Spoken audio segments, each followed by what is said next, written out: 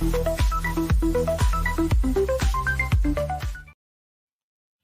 the Human First AI Marketing Podcast. I'm your host, Mike Montague at Avenue 9. You can find us at avenue9.com, doing all kinds of cool context creation for AI and audience connection for you and your business.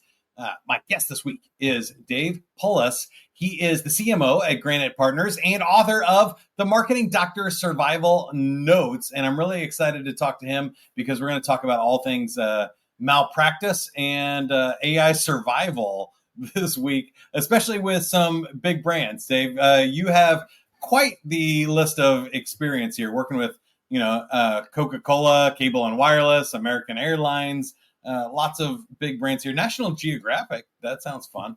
They were great to work with.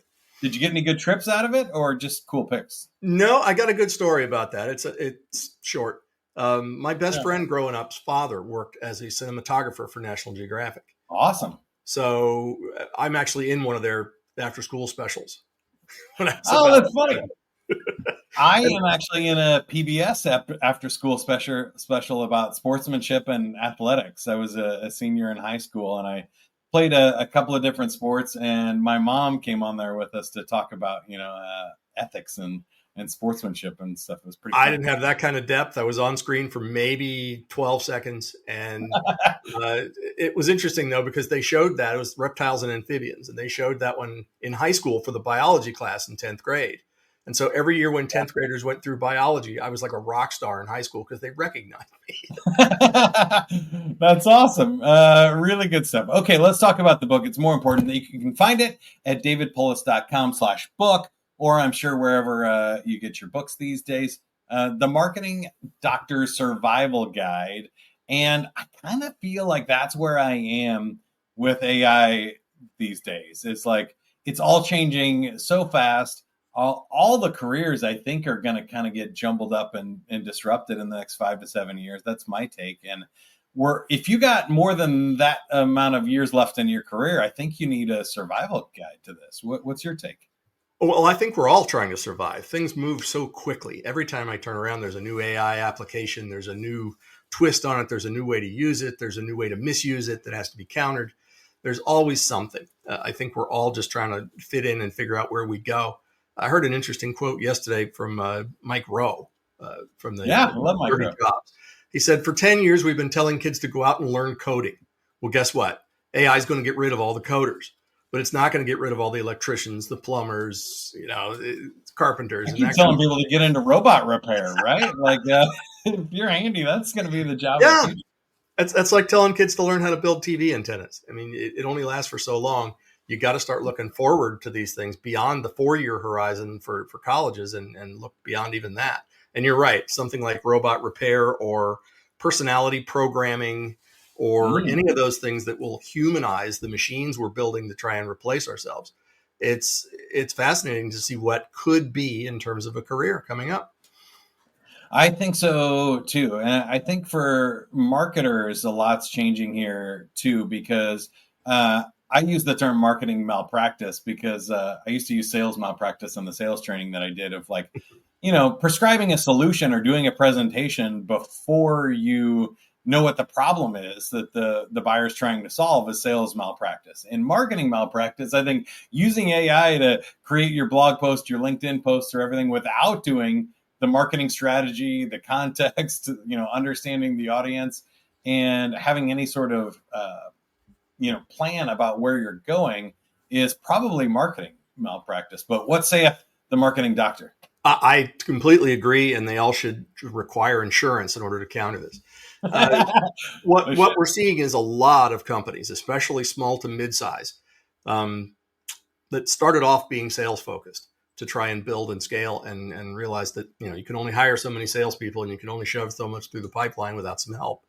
Well, they've realized that as long as they keep throwing tactics at the marketing department and the marketing department doesn't squeal about not knowing what they're doing, all will be well for a while. What they're missing is the underlying strategy and the audience insight that they need to make that solid and practical and available to the audience so that they can scale. The total addressables, only 5% of what your complete addressable is. So they're focused on the 5, and the other 95 get left behind because there is no strategy to incorporate them into the brand.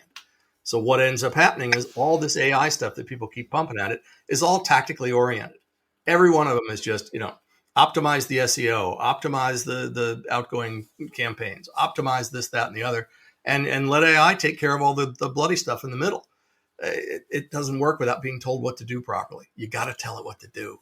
Well, there's that, but you and I have also talked about if you ask AI to optimize something, what it's going to optimize is for the most generic crap possible. Absolutely. It's a drive to mediocrity. It's not trained on experts, right? For sales, it was really easy to say. Did you know that right now, over 53% of salespeople will miss quota this year? So if you took AI and said, hey, learn from all of the salespeople in the world, it would miss quota. It would go towards the mean, and it would be average junk. So we have to do something to get it to focus on the high performers, the stuff that works, the things that you're talking about, putting in the context and the plan is what directs it to the top 20% of performers, not the middle, right?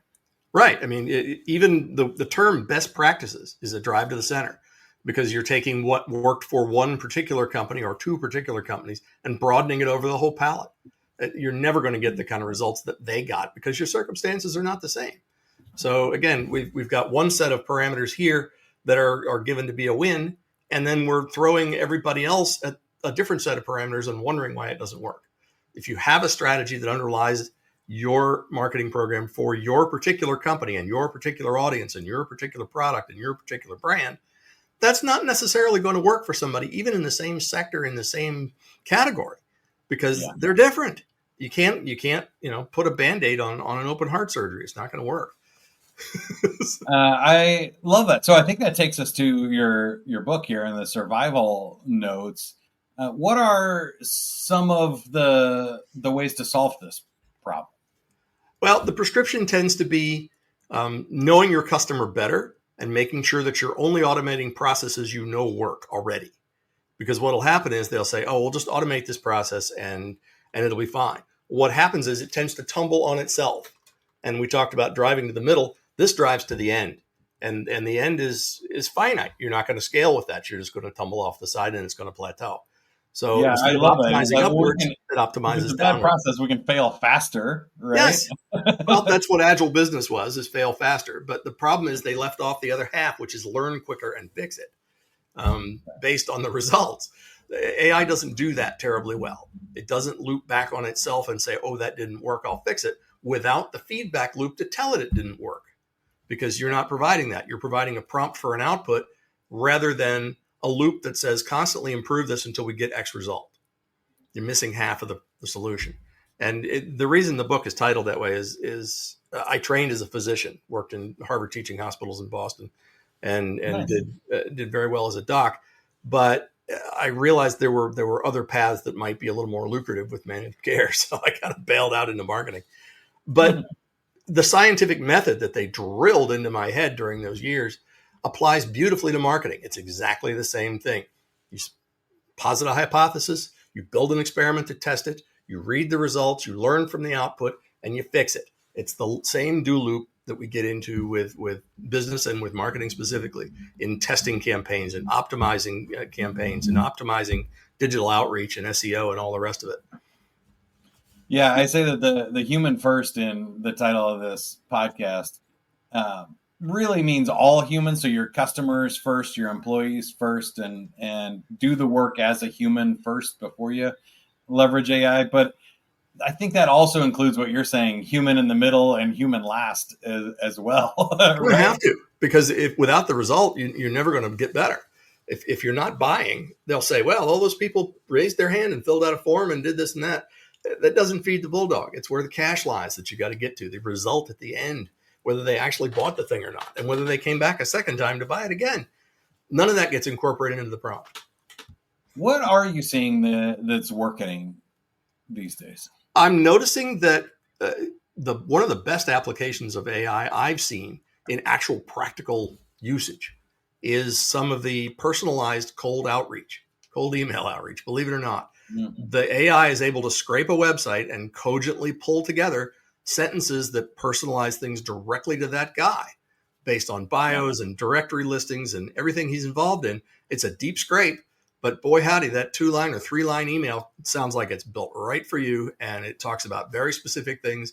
It's probably 75% accurate, which sure as heck beats the scattergun approach we've taken without it. So, and I'm noticing, or even worse, you can send the same cold email about you to everybody, 10,000 or the list slips and you get the wrong misalignment and they send the wrong thing. Yeah, I've seen that a lot. It's just a smarter way to do the same thing. Now, that's not to say that stuffing people's inbox is the greatest way to go, certainly. But the higher the level of personalization and the better that headline is, the better your results are going to be, and at least gaining some engagement and some response. Once it's to that level, then it's up to the rest of the branding and the rest of the marketing and the actual sales to support all that. You've kicked the trigger. Now can you catch the bullet? That's really the trick here. Yeah, I like that a lot. I've done that for one of my clients and had success right away in the first 10 campaigns that we put out and target accounts that we went after. And it takes a little bit of work. We honed it in. We put a lot of effort in there. And I think some companies and brands like to take a contrarian approach too. So you got to, work with the companies to build something that speaks in your voice and to the customer's pain points and stuff. But I do think it's really great for things like that where humans aren't really great at cold outreach and handling rejection and doing something 1,000 times in order to learn the one way that works. So we don't have the patience anymore. The machines have taken away our attention span and our patience to the point where nobody's willing to slog through 1,000 of anything. Our brains can't even conceive what 1,000 looks like. So if it's not 10, all the lists, think how many listicles you've read that start with 10, or 5 or 7 or whatever the mean is. They all drive to impatience. They all drive to immediate satisfaction. There's no delayed gratification anymore anywhere. So slogging through 1,000 to get 10 hits to get one customer is unthinkable these days. You got to find a way for the machines to do the grunt work. Yeah, I agree, especially with rejection and emotional stuff like that, where humans just give up super fast. Yes, we do.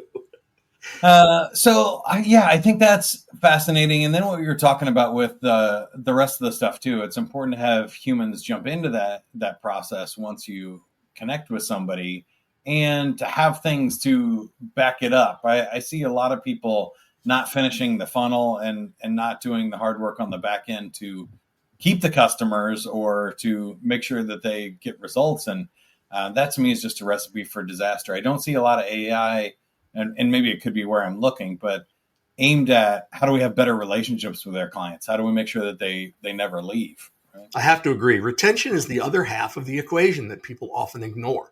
Everybody's focused on get new customers, grow and scale. Well, that's great. But if 85% of the ones you just spent a fortune to gather disappear in 6 months, you're not doing much good. You're not really scaling. You're just rolling forward. It's a rolling average that looks good on reports in the quarterly, but come 2 years down the line, you're still where you started. It just cost you a fortune to get there. You got to keep the people you're at, and you've got to make them not only satisfied, which is a word I hate. No customer is satisfied or they wouldn't buy again. Satisfied is the table stakes. That's the baseline. What you want is, would they recommend you to your grandmother? And that's really the key to satisfaction and brand loyalty is, will they come back? Were they absolutely thrilled with it? Will they tell other people about it? They were so happy. Now, the reverse corollary of that is if you really do such an awesome job and you're in such high demand, I'm not giving away that secret. I'm not telling anybody about you because I want you for myself. So there's always that. But in big brand stuff where there's no shortage of product and there's no urgency to it at all, that pass along is critical. You've got to have people out there evangelizing for you and your brand and your products, or they're going to fall flat. And social media is the ultimate proof of this, because all that is an impersonal referral. When you post something with a picture and the restaurant name under it of your dinner, for God's sake, sure enough, that restaurant's going to get a bump just because 19,000 people that are on your list saw it. Somebody's going to get out there and give it a try. So again, these are impersonal referrals, but they still work. So getting the human on your side is still the critical part in the equation in scaling and growth. Yeah, I love that. And I think if you're going to grow, you obviously have to put more in than you're taking out. And so one of the easiest ways to flip that that equation is to keep people longer, and then you don't have to put as much in to grow. If you kept all your clients throughout the year, you only have to add one to grow. Yeah, it costs 8 times as much to get a new customer as it does to keep one. 8 times. Think about what that looks like for your outreach budget, and think about what that looks like for sending, 12 referral and reference emails a year to somebody on a drip. Cheapo. Awesome. Come on, guys. Keep in touch. Let me know what's going on. I'm going to change gears here a little bit because you said Midjourney was your favorite AI tool when I asked you to fill out the form like a couple of months ago. Is that still at the top of your list? And what are you doing with that? Well, I like it because it's more toy-like. One, it's very intuitive. The prompts are neat, and we're talking about instant gratification.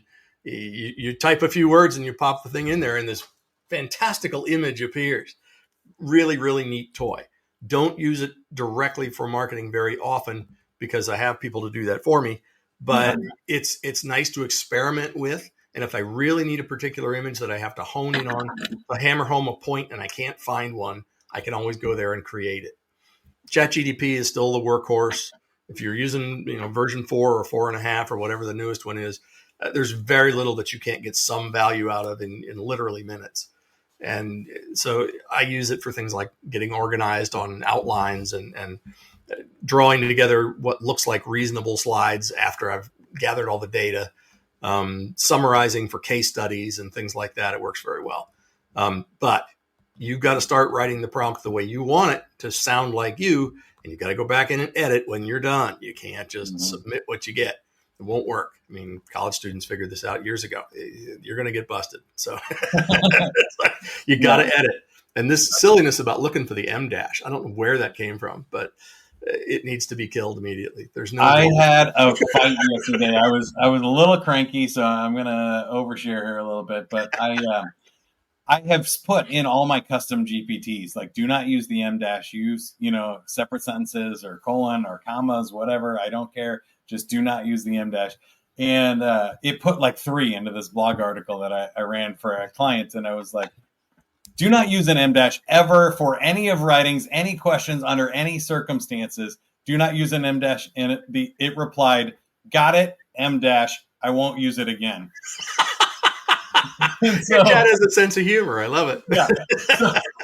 So I had to look at it, and I just thought, I was like, you know what? I want to test this a little bit. And I said, did you just use an M dash in that answer? And it said, yes, sorry, M dash. There's no avoiding this. It's a grammatical. I just lost it. I was like, I want you to look between the words sorry and what is that symbol? And I kept arguing with it.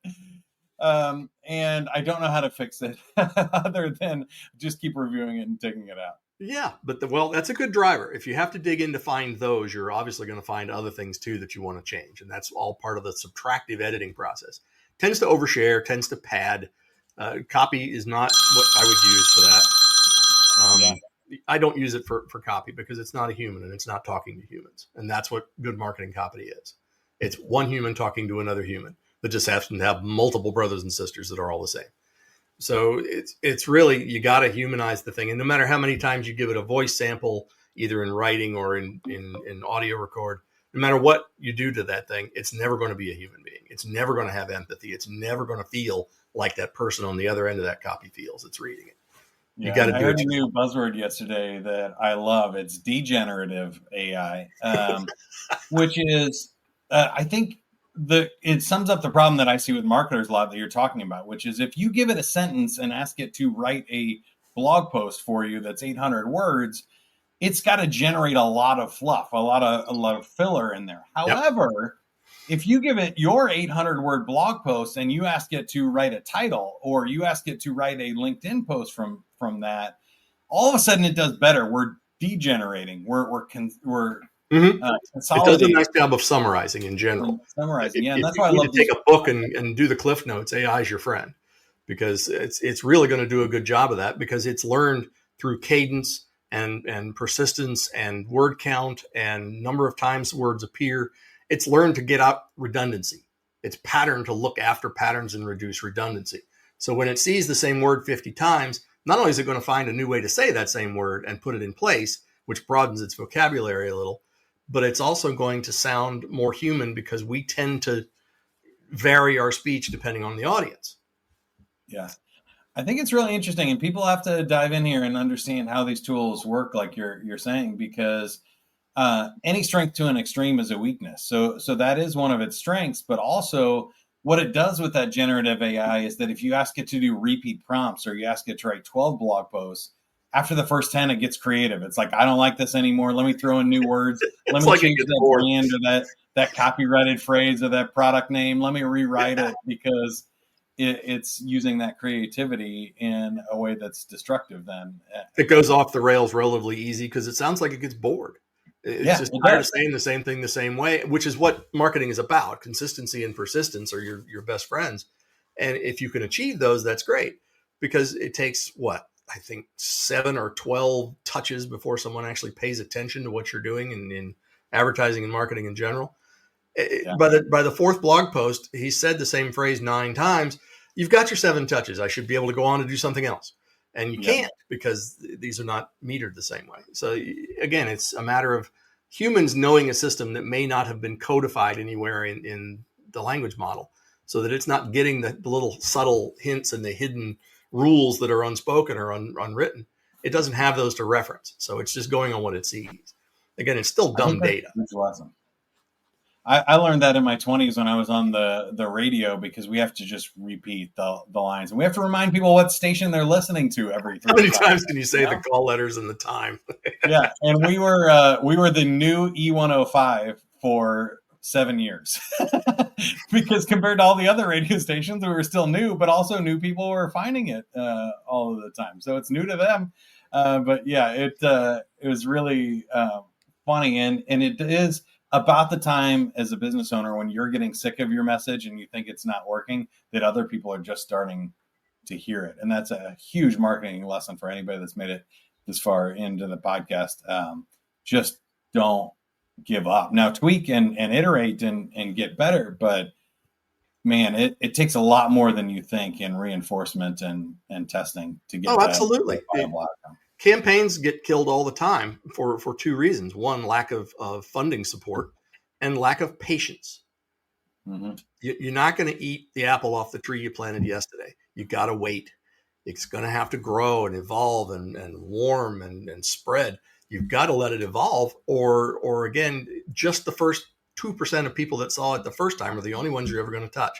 Not a big enough audience to scale anything. You got to let it iterate a few times and let it get out there. Give people time to pass it along, hit it again, come back and review. Human beings are busy. We're little bees out there running around, and we don't have time to absorb all these tens of thousands of messages we're bombarded with every day. But if your 10,001st is the same one they saw 2 days ago, they're going to remember it.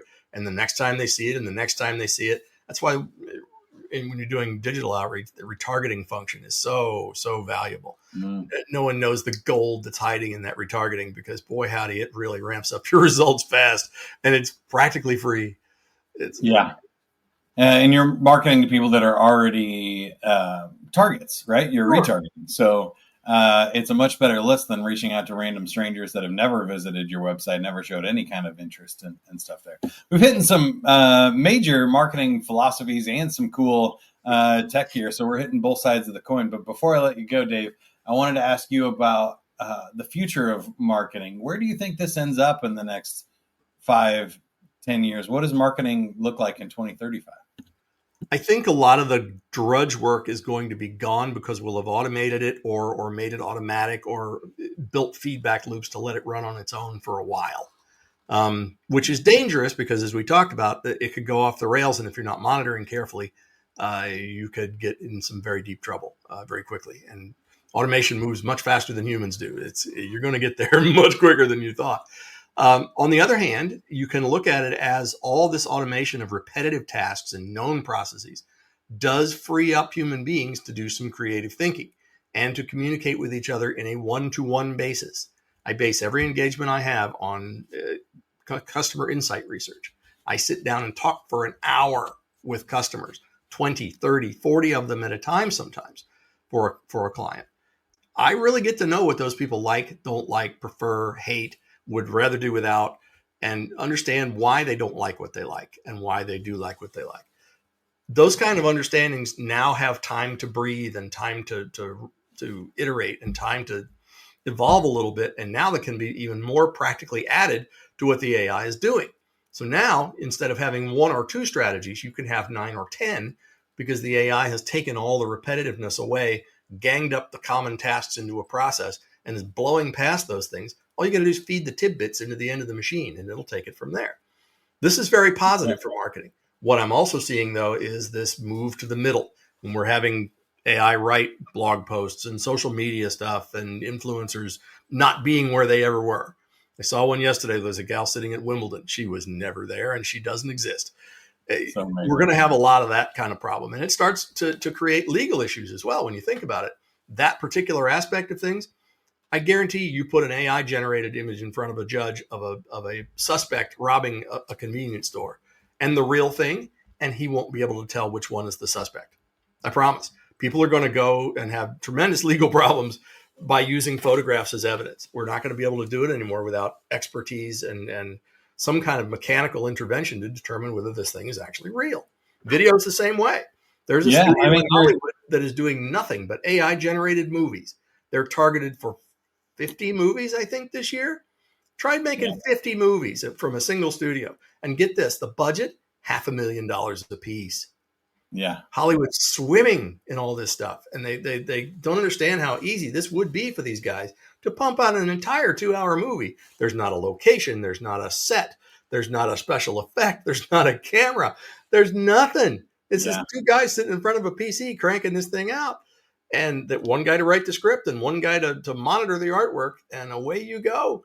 All those craft people, all the tradespeople, all the location scouts, product placements, all that stuff, gone. Hollywood's going to lose its mind. Yeah, well, I think for me, there's a lot to this, just like we were talking about with marketing, that, you know, powerful storytellers and artisan creations are still going to be a thing. There's still people that ride horses, you know what I mean, 100 years later. But it does make it that much harder, like you said, to tell reality or to learn these tools. And when we start making more slop and more blog posts and more movies, we'll make more good ones, but we'll also make a lot more bad ones and a lot more stuff. Everything's faster. Right? Flops will come out quicker, and so will blockbusters. Think about the terms of the tools in the hands of a wrongdoer for political propaganda. That we've seen this already. Yeah, fake images of presidents, recordings of them saying things and doing things. The blackmail possibilities alone are endless. So I want to, give you one more take on how you think it shakes out like 30 years from now, because I have some hope that I think, I told college professors, I'm on the board of a large community college in their marketing department, and I just said, look, essays are dead 2 years ago. I was like, you can't. They're like, well, we have plagiarism checkers, and I go, there's plagiarism checker breakers. Like, you can't just continue to escalate this on top of one another. It's not going to work. So how are you going to teach without that? Like, sorry, that one's gone. Like you said, for lawyers and police investigators, guess what? Images, they're gone. You can't trust them anymore. How can you prove that a crime happened without an image or without trusting the video footage? Or how can you prove that it's real? Like, it's just a new, to me, problem to solve. And that's the way life always works. It's just crazy that it's happening bigger and faster every single year, that this is the most sane it's going to be for the rest of our lifetimes. There's nowhere to go but down from here. Well, how do you think it shakes out? What's your either ideal vision for humanity or most likely vision? Well, the ideal is that we will eventually harness this in an appropriate way, and cooler heads will prevail. There'll be some sort of mechanism that will put boundaries and guardrails around the use of this stuff, so that, or at least for a pause, so that the good guys can catch up with the bad guys. They're always the innovators. Think about it. What drives technological innovation? Somebody breaking what we already have to beat around our security. And it just taking more than their fair share. Ladders its way up. So what we've got to do is put a pause in there to give us time to catch up. By the time we do that and we put some parameters around this thing and its usage, and maybe it's a legal solution, maybe it's a technological one, maybe there's some sort of central compliance department where everybody has to submit everything for, a reality check before it's verified with a little blue check mark. Who knows? But somehow we're going to have to separate ourselves and our own craft from what the machines have created, so that there is a stark and noticeable difference between the two, and allow people a choice. AI is good. Good is good enough, which is how every industry has gone. The printing industry went to a good enough standard a long time ago. Surely the copywriting industry is heading towards a good enough standard at this point with AI. We're starting to see everything sort of drive not to quality, but to acceptable. And I think that's Which I think is fine. Again, in most cases, like the DPI on printers, it can only be so small. We can't see as humans a variable difference between something that's higher resolution at this point on our screens or our printing. And I think that same thing in a way that like fast food exists, but good restaurants still exist, right? That sure, good enough packaged food and fast food is good enough. It'll keep you alive for the most part. But people still want better, and people still want human made. They still want a chef to make them an interesting dish they've never had before. And I think that ultimately that's where we'll end up, as some sort of spectrum of all of these things existing in the same they place. Can coexist with no question. It's a question of conversation, making them clarified so that and you're making an informed choice. Give people a choice, but make sure both the choices are non-lethal, and that you can say, I'd like this one versus this one. And then it's still the price value trade-off at that point. Love it. Dave, thanks for your time. Dave Poulos, you can find him at davidpoulos.com. And the book is The Marketing Doctor's Survival Notes. You can find that at the website, or I'm sure you can find it at other booksellers as well. Dave, last question for you is, how can you help us, or how can we help you? I appreciate the time. The biggest help you can do is tell everybody that marketing is an essential business function. It is not, there for sales support, and it's not there to make pretty pictures. We are there to help you grow, and we do that by knowing the customer and being the voice of the customer internally. If you know middle market businesses that are floundering, that are having trouble, that are not getting all their marketing and sales ducks in a row, by all means, have them reach out to me. There are packages and programs for every budget and every size, and you'd be surprised what small things can make a big difference. Yeah, I love that. And I think you also gave a pretty good pitch for what I do at Avenue 9 here today, too, because what we're trying to do is interview your founder, your best client, your top salesperson, add context to the AI that can generate better stuff. And then we're doing that degenerative AI where we're distilling your stories into the meaty goodness and getting that out to your audience in whatever storytelling methods make sense for you. Also, doing a lot of deep dive here recently on AI engine optimization, or answer engine optimization, and some really cool stuff that we can do to help get your story into the learning models for AI, which I think is a fascinating new place for me. So if that's interesting to you, go to avenue9.com. Until next time, keep going. Have fun with it, everybody. See ya.